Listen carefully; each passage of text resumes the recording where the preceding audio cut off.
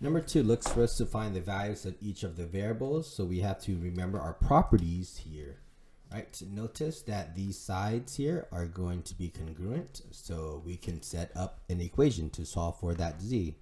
So 2z plus 1 is going to be equal to 4z minus 5. Let's solve for z. Minus 2z to both sides. This does cancel. 1 is equal to 2z minus 5. Plus 5 to both sides. This does cancel, leaving you with a 6 is equal to 2z. Divide by 2 to both sides. This cancel. We get 3 is equal to z. Next, we know that this left side is equal to that right side. So 4w is equal to w plus 3 minus w to both sides. This cancels, leaving with 3w is equal to 3. Divide by 3 to both sides. 3 over 3 cancels, leaving you with a w is equal to 1.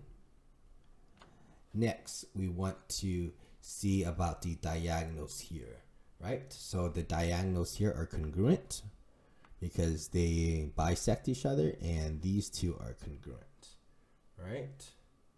So we should probably solve for the f1 first. 2f minus 5 is equal to 5f minus 17. Let's solve for f. Minus 2f to both sides. We get minus 5 is equal to 3f minus 17 plus 17 to both sides. This gets you 12 is equal to 3f. Divide by 3, divide by 3. We get 4 is equal to f. Then we know that f plus 2 is equal to g. To solve for g, we have to plug in what f is. We know f was 4 from before, plus 2 is equal to g. So 6 is equal to g. It requires us to solve for the f first.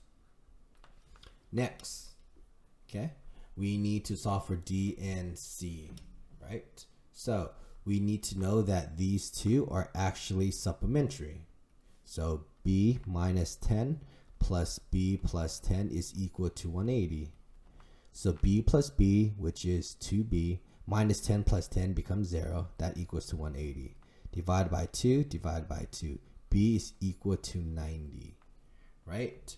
Next, you can solve for that c. We know c has to be equal to b minus 10. And we know that b equals to 90, so we can make that substitution. C equals to 80. Then we know d is equal to b plus 10. We can make that same substitution of 90 for b. So d is equal to 100. So there you go. That is how we use our properties of our parallelogram to find the missing variables.